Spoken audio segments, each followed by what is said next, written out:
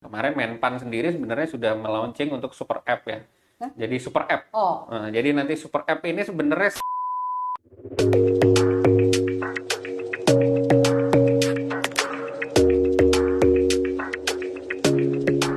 Assalamualaikum warahmatullahi wabarakatuh. Selamat siang Sobat 7 di 77 Podcast hanya di 77 TV.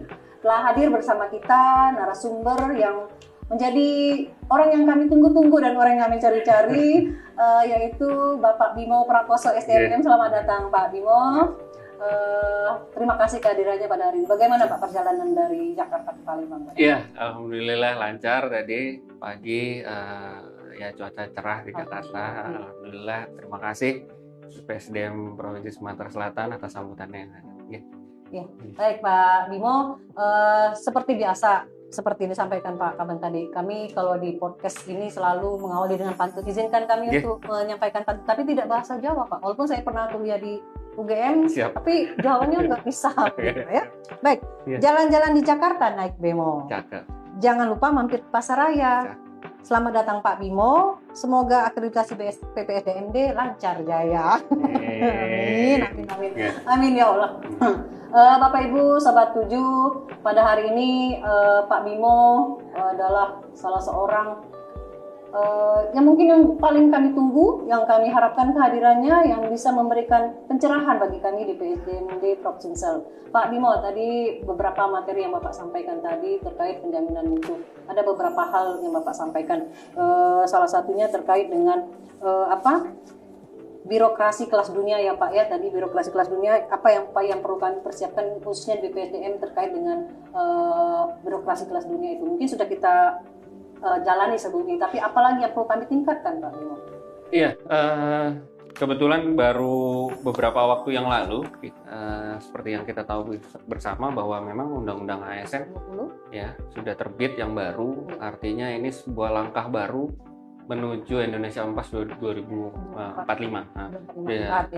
Jadi artinya ini roadmap baru yang berkelanjutan dari Undang-Undang ASN terdahulu. Sekarang seperti Presiden pernah menyampaikan dalam beberapa kesempatan, artinya sekarang yang menang itu bukan hanya yang pintar tapi harus yang cepat. Jadi agile organization yang jadi yang lincah, yang mampu menjawab berbagai kebutuhan, tantangan dan lain-lain. Ya memang menjadi satu keharusan terutama di sektor pemerintahan. Jadi nggak bisa lagi sekarang kita bilang kita yang hanya sekedar menunggu orang gitu, kita sekarang harus jemput bola ya. Dalam pelayanan terutama buat masyarakat ya nggak bisa lagi kita hanya diam diri. Kalau sudah bagus layanannya cuma diam saja, harus berubah. Upaya peningkatan terus berubah. Itu mungkin kira-kira mungkin dalam beberapa saat lagi juga nanti ada perubahan dari kebijakan-kebijakan lain, turunan dari Undang-Undang ASN ya, semoga nanti juga termasuk yang mungkin agak berubah dan menggembirakan mungkin nanti, tapi saya juga kurang tahu ya akan seperti apa, adanya penyesuaian dari sisi kompensasi bagi pegawai. Apa yang dibilang mungkin single salary system. Mudah-mudahan segera Bapak Bimo itu kita harapkan semua, jadi kita semua hanya satu single salary system. Sistem baik. Tadi juga roadmap. Itu roadmapnya bagaimana bentuknya nanti Pak? Ya, artinya sebenarnya dari sekarang melalui Bappenas ya, jadi nanti memang sudah ada rancangan ke depan. Tuntutan pertama ya memang karena harus agile. Organisasi pemerintah harus agile dan lain-lain, sehingga memang wajah dari ASN sekarang nggak bisa kayak dulu. Bahkan kan sebenarnya kita dulu punya wajah PNS seperti apa gitu ya, era beberapa presiden sudah mulai dicoba dirubah. Nah, ke depan ini udah harus menyongsong lagi era digitalisasi. Terus ya sekarang dengan RB tematik ya berdampak buat berbagai sektor, terutama pengentasan kemiskinan. Nah, ini yang menjadi fokus utama. Jadi ke depan nanti gambaran besarnya apakah ini menjadi sesuatu yang bisa menjawab kebutuhan ya. Artinya gambaran besarnya sedang kalau secara infrastruktur kita ada arah menuju IKN gitu ya. Ya. Nah, nanti pusat pemerintahan bergeser dan lain-lain gitu. Nanti bertahap juga sekarang juga disiapkan, LAN juga menyiapkan dari sisi bagaimana pengembangan kapasitas sesuai fungsi yang baru di Undang-Undang ASN.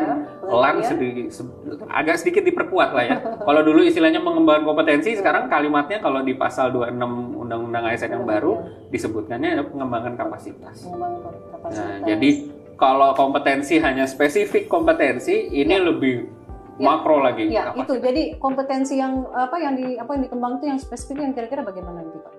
Iya, jadi sekarang ya artinya gini, kalau dulu kita kenal ada 3 perspektif ya, maksudnya 3 kompetensi dasar ya, ada manajerial, sosial kultural, dan teknis. Nah, ini nanti akan dilihat lagi ya, apakah ini masih relevan atau tidak gitu ya, dan ke depan ya mungkin butuh penyesuaian gitu ya. Jadi sekarang bahkan di pelatihan-pelatihan kita sudah mengkombinasikan bagaimana pola pikir secara digital. Ya, jadi bukan hanya toolsnya yang digital, tapi mindset orangnya juga harus digital. Iya. Jadi nggak bisa cuma kita sudah nggak pakai kertas paperless, tapi mindsetnya tetap harus ya masih yang lama gitu. Nah sekarang harus dirubah. Kalau digitalnya harus tadi merubah sesuatu yang tadinya manual menjadi digital, tapi perspektif orangnya, cara masih kerja orangnya masih tetap ya nggak akan cepat secara layanan gitu. Baik, juga di Undang-Undang 20 2003 saya juga baru baca sekilas ada digitalisasi manajemen ASN seperti itu. Apakah itu nanti arahnya seperti itu? Iya, jadi ini salah satu yang memang didorong juga gitu ya. Artinya layanan-layanan terus pengelolaan ASN ya, kalau dari sekarang mungkin dari BKN sudah ada platform gitu ya berbasis digital dengan MySAPK gitu dan lain-lain. Nah, ini akan dikembangkan. Nah, ke depan kemarin kalau dari kami dari LAN, kemarin Menpan sendiri sebenarnya sudah melaunching untuk super app ya. Jadi super app. Nah, jadi nanti super app ini sebenarnya satu data atau satu aplikasi yang mencakup data seluruh ASN. Jadi contoh misalkan data kepegawaian atau BKN.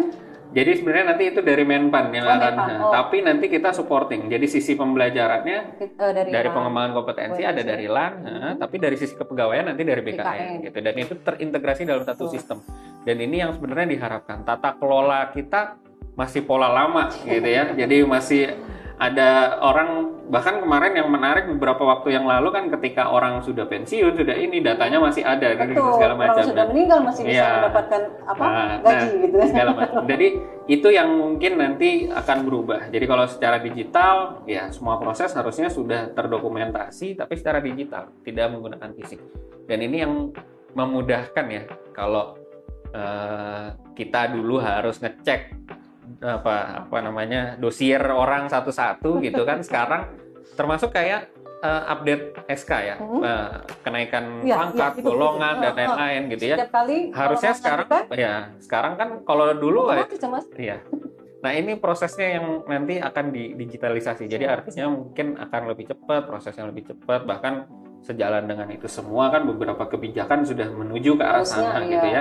Bahkan nanti data juga kalau bisa jadi satu, terus beberapa waktu lalu ada perpres terkait SPBE gitu ya. Jadi basis elektronik gitu ya. Iya, jadi aplikasi ya kalau sama kenapa harus bikin lagi gitu ya. Jadi contoh misalkan Jakarta punya aplikasi A gitu ya terkait layanan transportasi. Ya itu bisa direplikasi. Kalau bikin sendiri-sendiri kan jadi makin banyak dan pemborosan. Betul. Kayak misalnya Jakarta, Jogja kan punya aplikasi sendiri. Mungkin nanti ke depan arahnya satu aja. Iya, jadi itu lebih efisien dan efektif. Mungkin berat tidak itu nanti? Biar orang teknis aja. Nanti Kominfo yang mungkin punya substansinya. Iya, betul. Tapi memang menarik. Jadi nanti kita pada saat kita hanya mengetik satu keyword, semua nanti informasi akan muncul seperti itu. Harapannya seperti itu. Jadi digitalisasi yang kita harapkan terutama dari sektor manajemen ASN. Kita belum mengelola ini secara digital. Nah, nanti ke depan mungkin digabungkan bagaimana semua data. Jadi kalau Ibu mau lihat datanya Pak Bimo, terutama data sendiri ya, data pribadi ya semua sudah terkoneksi di satu aplikasi. Termasuk nanti untuk pengembangan kompetensi. Jadi sekarang kan belum terrecord dengan jelas. Sebagai upaya menjual juga kalau untuk WI ya mungkin. Iya. Jadi kadang mungkin yang agak sulit kalau ditanya setahun ini kamu udah berapa JP dikembangkan kompetensi. Nah ini yang akhirnya tidak terekod dengan baik gitu ya. Nah ini yang nanti di Lanput sekarang kita coba kembangkan bagaimana supaya LMS yang banyak tersebar ini jadi satu. Gitu nanti ini akan nempel di super app-nya Menpad. Nah ini nanti dikembangkan bagaimana ketika orang udah ikut pelatihan ada sertifikatnya, sudah terhitung langsung tahu, ya, jadi tahu. Harus melapor seperti itu, keren. Ya Bapak Ibu, Sobat Tujuh, ini upaya yang mungkin salah satu bentuk nanti menuju birokrasi yang kelas dunia, jadi mulai di awal dari digitalisasi manajemen ASN. Boleh sedikit Pak Bimo sebelum kita mengakhiri, kami belum lama ikut secara daring, itu adanya uji publik terkait adanya regulasi pelatihan smart JEP. Boleh sedikit kami mendapatkan informasi? Sekarang yang jadi masalah memang banyak pelatihan 2 tahun terakhir banyak yang dialihkan ya bahasanya dialihkan menjadi fungsional. Jadi ini butuh berbagai kebutuhan kompetensi yang memang sebenarnya kita dari LAN bagaimana menjembatani itu karena masih ada fungsi manajerial tapi secara role, secara pekerjaan dia fungsional seperti itu. Nah ini yang nanti kita kembangkan. Jadi Smart JF ini nanti menampung tadi kebutuhan dari para fungsional yang memang butuh yang contoh di instansi. Jadi kalau bahasa kerennya PKP versi JF atau PKA versi JF. Seperti itu. Dan ini bahkan nanti kalau ikut, jadi mereka ada. Sekarang saya mau belajar yang modul ini. Nah, ntar dapat sertifikat. Nah, kalau sudah ada beberapa modul, nanti tinggal ikut untuk rencana aksinya, itu akan setara dengan PKA atau PKP. Iya, kemarin menontonnya seperti itu, tapi belum mendalami karena memang kita banyak banyak storing di luar, tapi arahnya seperti itu yang kami dengar seperti itu. Mungkin sangat baik, khususnya nanti kan ke depan jabatan fungsional yang mungkin ada ya, Pak Bimo. Baik Pak Bimo, mungkin waktu sudah mepet nih, Pak Bimo mau pulang. Sobat Tujuh, kita doakan beliau bisa selamat kembali ke bekerja nanti besok di LAN. Tapi kami juga ingin membacakan pantun orang Palembang, Pak. Orang Sumatera Selatan tidak lupa dari pantun. Pak Bagas pergi mengaji, pulang-pulang ketemu Pak selamat. Saya akhiri podcast hari ini. Terima kasih, semoga bermanfaat. Buah nanas, buah ceri dicampur gula, enak sekali. Terima kasih Pak Bimo untuk hari ini. Semoga bisa bertemu lagi di kemudian hari. Baik, terima kasih Sobat Tujuh. Semoga Sobat Tujuh bisa mengambil manfaat apa yang telah dibicarakan pada hari ini. Jangan lupa untuk subscribe channel YouTube kami, juga Instagram dan TikTok. Terima kasih kami ucapkan. Sebelumnya kita akan membaca tagline Pak Bimo. Ya. 77 bersatu mencapai tujuan. Terima kasih. Assalamualaikum warahmatullahi wabarakatuh.